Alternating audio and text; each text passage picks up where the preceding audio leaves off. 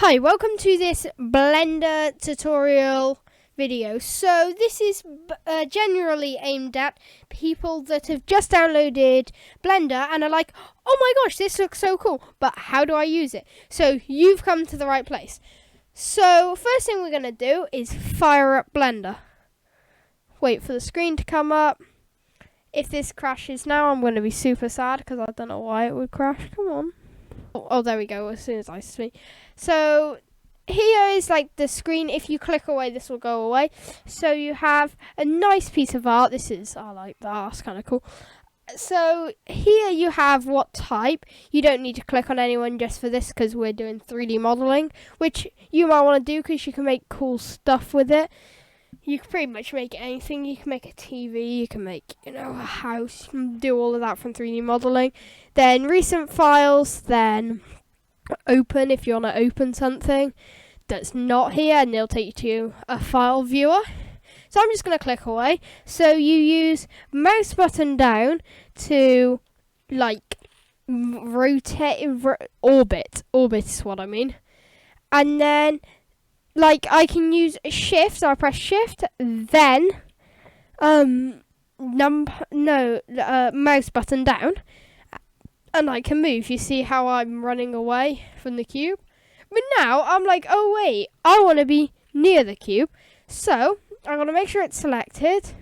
So there we go, I clicked on it, and now I'm going to press, I don't know what you call it, period, full stop, or decimal point on the numpad. Make sure it's on the numpad, not on your keyboard, because keyboard will do that. I don't know what that just did, but so yeah, I'm gonna press that, and here we are, and we're back orbiting around that. Also on the numpad, you can use 1, 2, 3, and all the way up. You can use them to snap to different views. I don't know what half of these do. I know 7 is top view, but I think it comes up in the corner here with the thing. So if I press 0, don't hold it down, just tap it. I will be taken to my camera view. This is what the camera is seeing. So when you press F12 to render it, it will that's what your camera will see. If you want to move it, there's a few ways. You can either go to a different angle and press Control, Alt, and 0. Or you can, when you've got you have to be in camera view, you press N on your keyboard, this little view pops up, and you click camera to view. See how I'm orbiting? It's worth noting that only what's in the box here is actually going to be shown. So this doesn't show any more than this in the final render. I've turned it off so I can orbit without the camera being there. And when it comes to objects, because objects are what we're making, we're not making the view, we're just making the object, but it is important to know how to look around, because how are you going to look at your object? So I'm going to press A on my keyboard and then delete. I'm going to press Control Z, but you can also do X and then enter, or you can do X and then click on delete. So to add an object, I'm going to press Shift and then A on my keyboard, and I'm going to pick one of these. Let's just go with a cube. I know I just deleted a cube. Don't call cubeabuse.com. Wait, is that website? No. Don't blame me for cube abuse. We're just going to get a cube, and then we're going to use, you can use G to move it. But as you can see, say I want to go on the y-axis, which is the green line, the computer doesn't know whether I want it to go up or whether I want it to go on the green line. So, something that can be helpful with this, I right-click to cancel the movement, is if you press G for grab, and then the axis you want. So you have X, Y, and Z. Y is that one. Y is the green line. X is across, is the red line. X for across, X is and then G and Z would be up and down, because the Z axis is up and down. Right click to cancel. the movements. You can also use this thing up here. If you click on it, it brings this out. You can also use this for rotations, and I'll go on to rotations now. So when I've clicked on it, if you don't click on it, this won't come up. So say you add loads of objects, this isn't on each and every one. So you can do rotate, but yet again, the computer doesn't know whether I want to rotate it forwards and backwards, or whether I want, I don't know. Basically, the computer's a bit confused. That's why you see it going quite crazy. So I'm going to right click to cancel, and if I do R and then an axis, X, Y, Z, you can do your Z axis, or you can do your Y axis, or you can do your X axis. You can do it all. You can also do scale, and with this you can also scale per axis. I'm not going to show that because I showed it for all the other ones, but also with all the other ones you can make it so it scales on every axis except one. You press S or G or R, whether you're grabbing, scaling or rotating, and then you press shift. So let's do it with grab. So I press grab and then shift and Z, and then you see how it's not going up and down. So this can also make the computer a bit less confused. So you can do that with scale. So S, you could do Control Z to undo. S, shift Z, so then it doesn't scale like up and down, it just makes it wider. Now edit mode. So up here you can either go edit mode and then switch back to object mode when you're done, or how I like to do it, because it's a lot quicker, is just press tab. Up above, like above your keys, you'll see, like above your letters, you'll see you have 1, 2, and then up to 9, and then you have 0. So on the top line where the numbers are, you can use 1, 2, and 3 to go from vertices select, so vertices select, or edge select, or face select. Then you can also do the same. You can do grab, scale, rotate with all of these. So you can grab them with this, or you can use G, or you can rotate with this, or rotate, or you can scale the face. If you want to do that, you can use pretty much all of them for these. And then you also have symmetry modes up the top.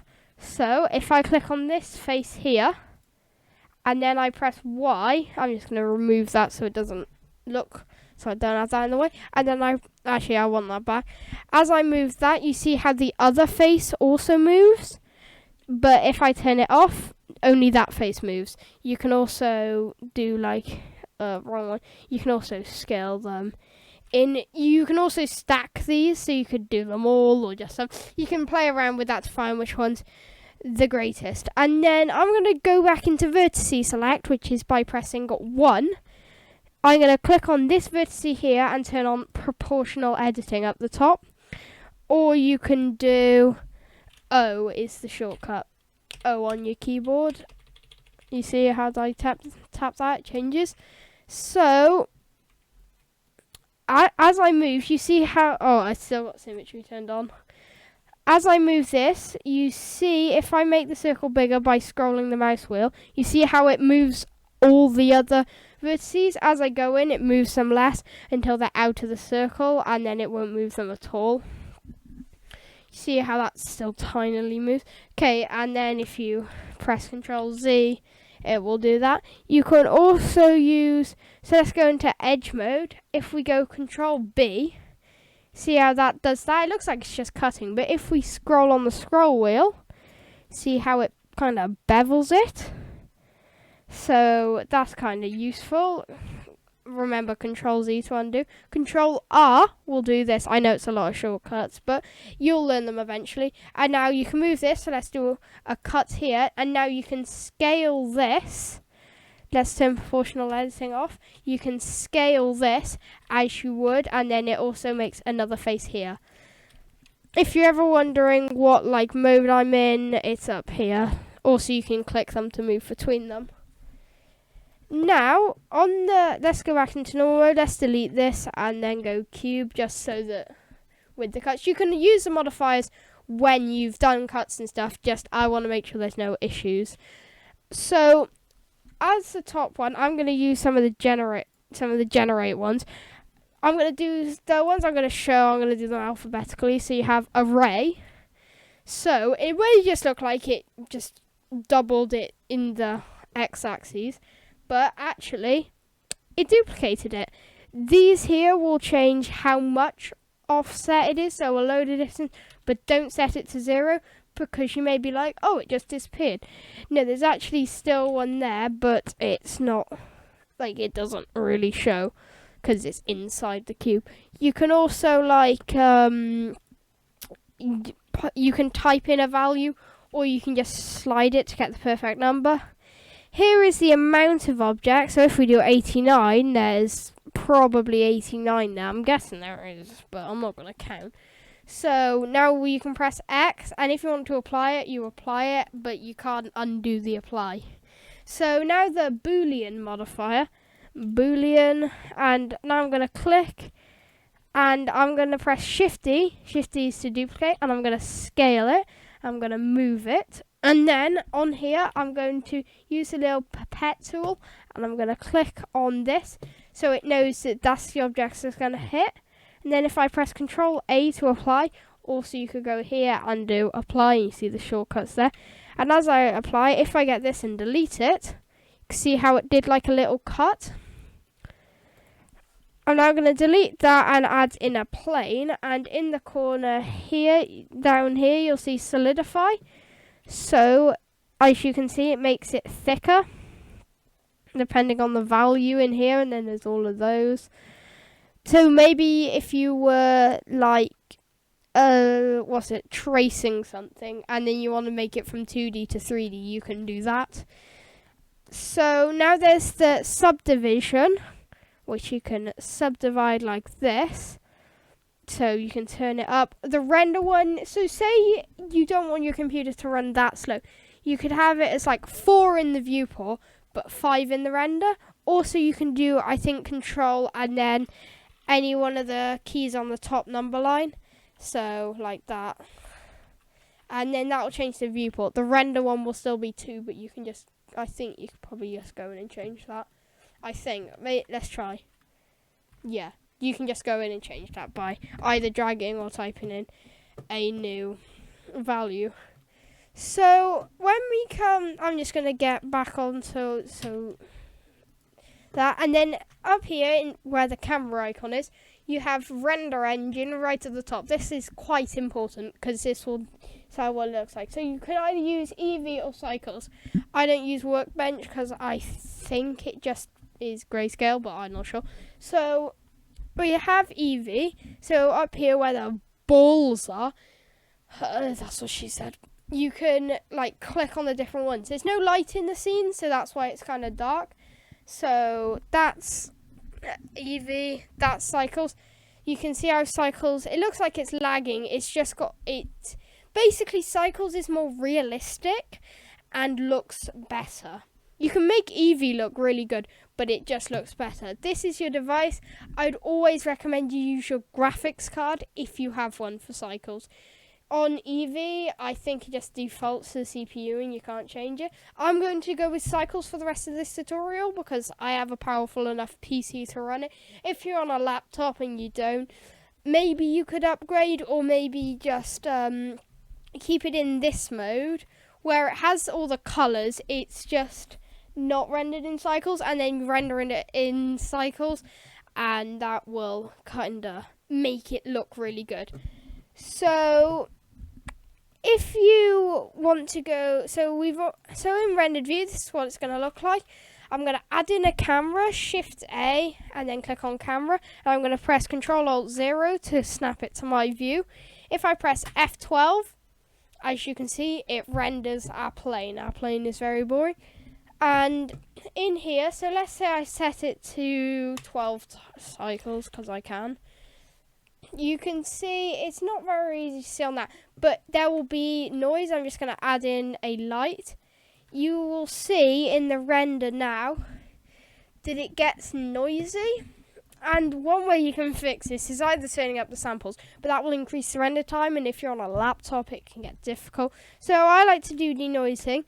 I'm going to click on render to turn it on and change it to optic. I think you need a graphics card to run that, so if you don't, then don't.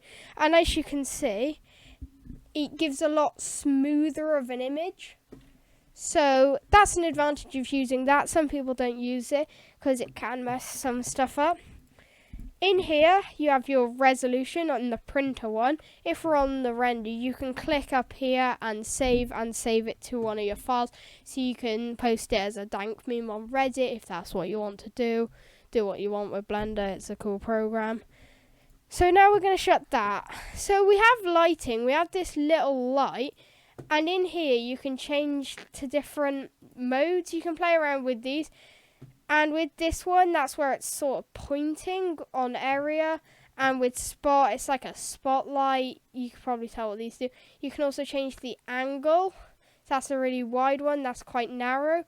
So all the power is focused. So you have your power here. That's currently 10 watts. So you can change it to 100.